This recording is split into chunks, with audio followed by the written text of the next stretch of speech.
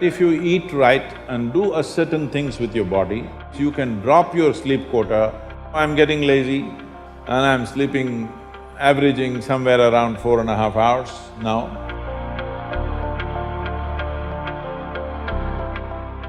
What type of food we should eat so that our life reaches its full potential for a college or a school-going student? So what kind of food? We must understand this. Food is not a religion, food is not a culture, food is just the fuel for this machine. Yes? There may be cultural aspects to the tastes, there may be even religious tinge to the food over a period of time, but essentially food is fuel for this body. So with what kind of food will it function with minimum struggle within itself and maximum impact? So suppose you buy a petrol car and pump diesel into it, it may still roll around but not at its optimum. Similarly, various foods you can eat and still somehow it functions. But those communities which have eaten with care, you can clearly see a distinct difference in the way they function, the levels of intelligence and whatever. So in India, we prescribed food for different people in different way. If you're doing menial jobs, you eat one way because you need physical muscle. If you're doing other kinds of trading and other kinds of activities, you eat another way. If you're a fighting class, you eat differently. And now if you're into education, spiritual process and subtler aspects of life, then you eat differently. If you're in education, one of the greatest challenges is to stay focused on something. The goddamn textbook, I'm sorry. The wonderful textbook that is written for an average intelligence. It's a common prescription. It's not written for the brilliant student. It is written in a way that it's a common prescription, everybody gets it. But that textbook, how much effort it is taking for a whole lot of people? How they have to read it 10 times to get it? But you lie down in your bed and read a love story, you remember every word, huh? Yes or no? How come? So you don't lack memory, you don't lack focus. It is just that textbook and you chemistry is not working. So what you need is a higher level of focus, a higher level of involvement. And another great enemy for a student is, because this textbook is such a tranquilizer, the moment you open it, go to cinema till 2 a.m. you're up, open the textbook at 9 o'clock, right there, you smash into it. So sleep is another big enemy. So what kind of food do you eat so there is no inertia in the body? In yogic way of seeing things, we are looking at tamas, rajas and sattva. Tamas means inertia, rajas means activity but no balance, sattva means absolutely balanced kind of energy. When you're in education, you need a very balanced kind of energy because you have to focus on something which doesn't naturally interest you. It's not something with which your chemistry is gelling. If your chemistry is gelling, you are always focused on that one, isn't it? Here there's no chemistry, but you have to focus on that. For this you need a balance and a steady mind. For this you need to eat in a certain way. To put it very simply, food goes through your body through the alimentary canal. From your mouth to your anal outlet, there is a pipe. Through this it runs, going through various stages of digestive process. Many of you are biology people, right? So, it goes through the alimentary canal. Now it begins with the lip. Here, if you look at this, all the herbivores and carnivores. If you look at the animal kingdom, there are herbivores and carnivores are two main segments of animals in the world.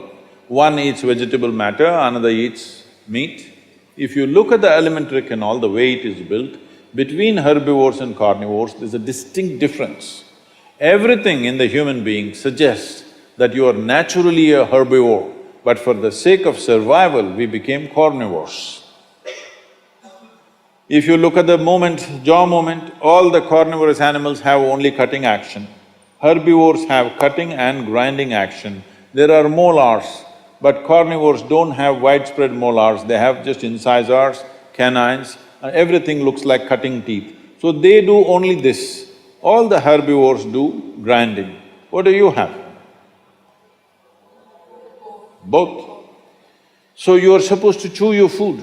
Why you are supposed to chew your food is you have enzymes in your saliva where if you take a little bit of raw rice and put it in your mouth just for a minute, you will see it turn sweet right here, because right here carbohydrate is being converted into sugar, right here.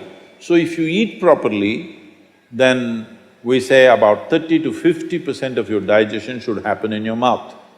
So this part of the digestive system is expecting half digested food or partially digested food. But right now the way we're eating is mostly we're putting not only undigested food, but partially destroyed food. So the amount of food that you need to get the same amount of energy has increased. You are eating much more food than what you should eat to generate that much of energy. Because of that, there is inertia in the body, because it has to process so much more food than what it should, there is inertia. Once there is inertia, your sleep quota increases. How many hours do you sleep on? Hello? 8 hours. You're going by the prescription, huh? See, this is not that you must deny yourself sleep, that's not the point. But if you eat right and do a certain things with your body, you see very effortlessly, within 3 to 4 weeks, you can drop your sleep quota anywhere between 2 to 3 hours. 1.5 to 3 hours very easily you can drop if you just eat consciously and just learn to sit properly, just the posture, your geometry of the body and what goes into the system. If you just manage these two things, you will see sleep quota will just come down like that. Just to tell you, for over 25 years, I have largely managed with an average of 2.5 hours of sleep. Now I'm getting lazy and I'm sleeping, averaging somewhere around 4.5 hours now, but 7 days of the week, okay? 365 days, non-stop, on, almost every day. My daughter didn't call me for a month. I asked, what the hell is the problem with you? Why are you not calling? She said, every 6 hours you're in the new city, what the hell I'm supposed to do? So I said, okay, which is true. In one day, sometimes we're doing 3 cities, so it's a non-stop activity. And today, many people around me have learned to do this.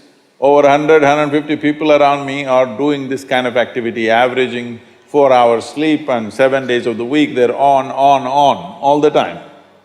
And they are not irritated, they are not frustrated, they're joyful and they're wonderful. Why this is this? There are many aspects to this, but one important aspect is food, how you eat. Not only what you eat, how you eat is also very important, because food is a live thing.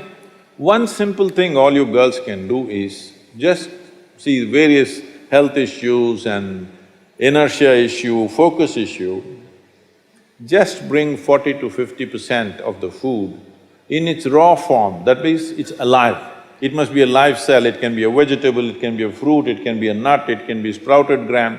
At least 40 to 50%, the food that you eat must be alive. You eat dead food and you want to live, this is a little difficult thing to do, because you have to raise the dead now. But if you eat live food, one thing you will see is the state of your mind, your focus and your sleep quotas, and above all, staying awake is not good enough, you have to stay alert, isn't it? How alert you are, how focused you are, only to that extent everything yields to you in this world, isn't it so? What is the level of focus will determine whether the world yields to you or not, isn't it? And one more aspect of life, one more aspect of food is, when you consume something, it must be of a simple genetic code in the sense, it must be a very simple software. Vegetables, fruits, nuts, sprouts, they're very simple. More complicated means animal food becomes more and more complicated. Suppose you eat an animal which has some amount of emotion and a life of its own.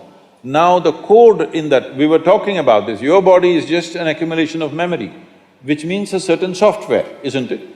This is the most complex software. Human software is the most complex software on the planet of all the creatures.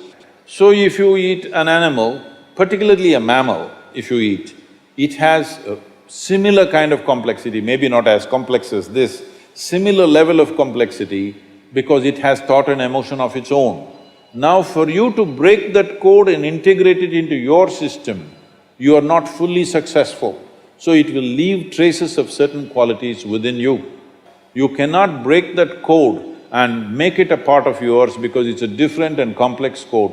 If you eat a leaf, a vegetable, a fruit, a nut or a sprout, this is much simpler. If you must eat non-vegetarian food, you must eat that which is furthest away from you. So generally, fish and water life is furthest away from you. So if you must eat non-vegetarian food, the best thing to eat is, you're on the coast. Fish is the best thing to eat that way.